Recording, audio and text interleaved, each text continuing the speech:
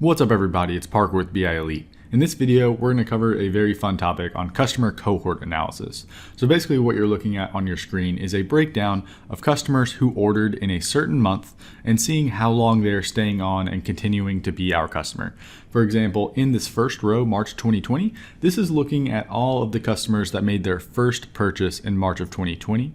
And the numbers across the columns indicates how many months it's been since that first order month. So the column 0 really means that this is 0 months after March 2020. So it makes sense that 100% of our customers are still paying in that month. But the column 1 means 1 month after March 2020, so April 2020, only 44% of our customers are still ordering from us. And as you might expect, as the months go on, we're losing customers and those customers are less likely to come back. The data we're looking at specifically is a subscription revenue model. So it makes sense that we'll have 100% of our subscribers in the first month and they'll just drop off in following months. This is also color coded just to make it nice and easily understandable. And you have the option to show the percent or not show the percent. You can leave it all to the color coding if you'd like.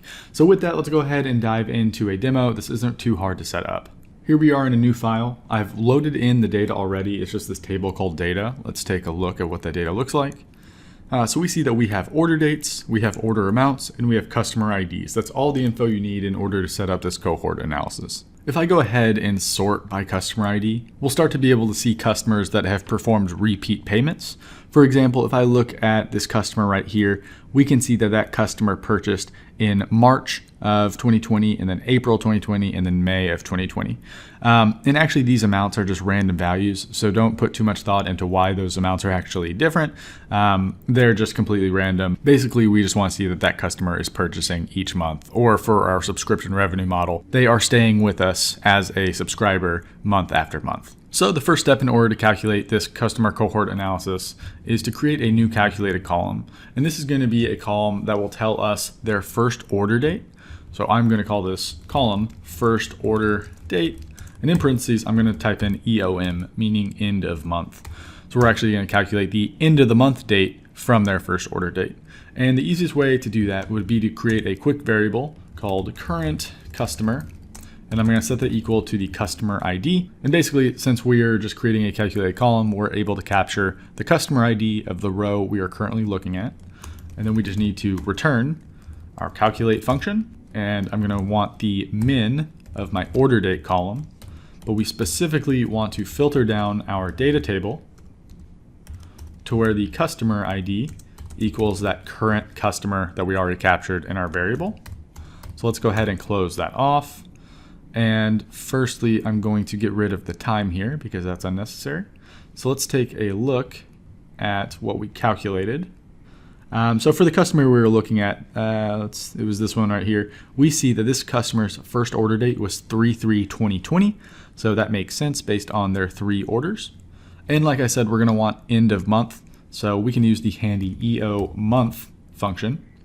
And the EO month function is going to return the end of the month for that specific date. And we also have this optional parameter called months that's going to allow us to add months onto the end. We don't need to do that now, but it will be helpful later in this video. So for now, we can just put comma 0, meaning add 0 months to this date. And now we see that our dates have been transformed to end of month dates, for example, March 31st, 2020. So that's perfect. Now we can start to visualize this. Let's create a matrix. And let's put that right in the middle. So let's take our first order date and throw that in the rows. And then let's take our customer ID and throw that in the values.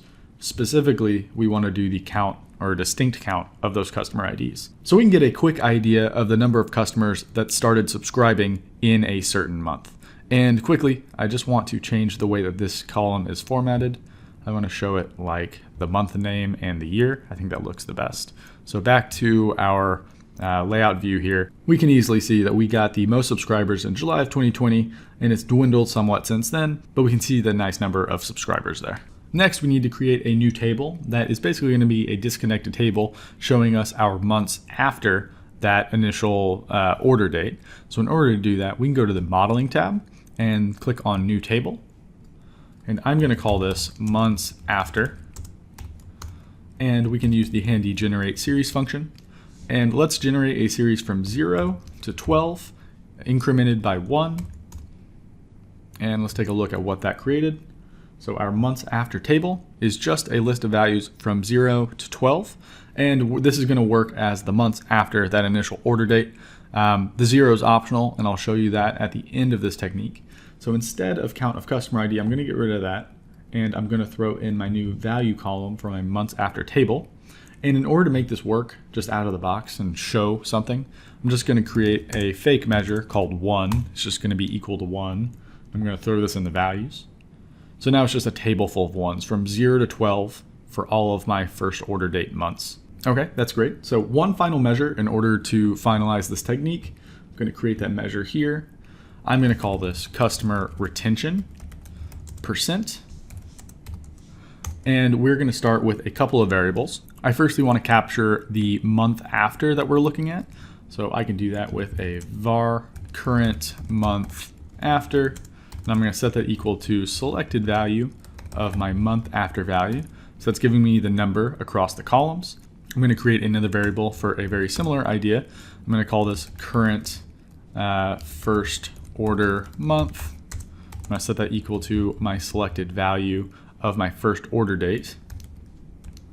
So basically I'm just getting an idea of which cell I'm in if we're thinking about this in like Excel terms. And then finally I'm just going to return and I'm going to start with a calculate function. I want to return the distinct count of my customers, and now I need to filter the data table, and I specifically want to filter down to where the EO month of my order date, and throw in 0 at the end because we don't need to add any months, equals EO month of my current first order month, but we want to add the number of months after based on the column that we're looking at. So current month after, and let's close that off. And let's actually end it there. That's not our final answer, but we will just see what this returns. Let's throw this in instead of 1, our new customer retention measure. So that is showing us the number of customers that are still with us at that point.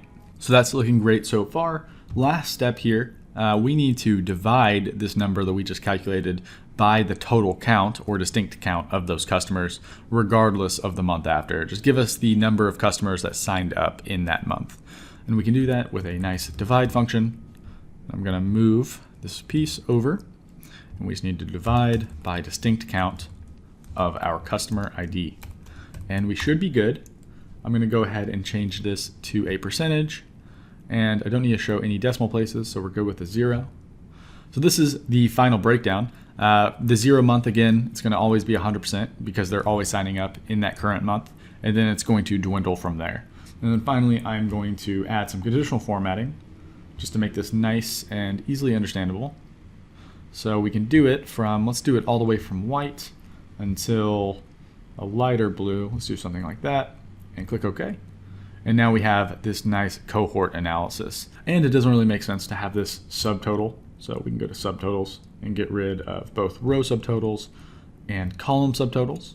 And like I said earlier, we don't have to start from 0 because we know that's always going to be 100%. So I can go ahead and change my months after calculation to just go from 1. And then now we're just going to start from 1 month after. And that's a little bit more meaningful because right off the bat we see that April's high, June's high, October's actually very low. And that's an interesting point. Since November isn't currently over right now, there's actually still 11 or so more days for these customers in October to make their November payment. So this 28% is actually artificially low. If we were to create this production model, I would probably get rid of the month previous to the current month. But right now I think that's okay. And that's the entire trick. Not too hard, just a calculate column, a table, and a quick measure. If you like this video, I would love it if you subscribe to the channel. We have a lot of great videos on the BI Elite YouTube channel I think you'll like. We also have a full suite of Power BI DAX and Alteryx courses over on training.bielite.com. Really affordable, high quality training. The link will be down in the description. And with that, I'll see you in the next video.